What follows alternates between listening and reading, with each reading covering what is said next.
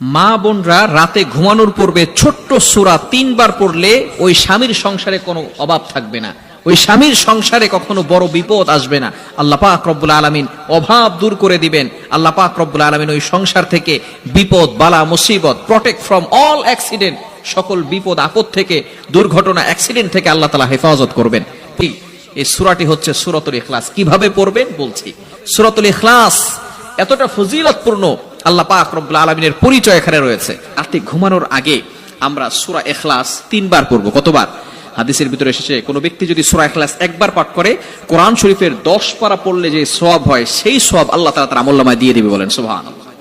3 বার যদি কোনো ব্যক্তি পড়ে, তাহলে 3 10 30 পারা কোরআন শরীফ পড়লে যে সওয়াব হয়, আল্লাহ তাআলা সেই পরিমাণ সওয়াব তার আমলনামায় দিয়ে দিবে। এজন্য রাতে ঘুমানোর আগে অবশ্যই 3 বার সূরা ইখলাস পাঠ করব। নারীরা, মা বোনেরা এই আমলটা অবশ্যই করবেন।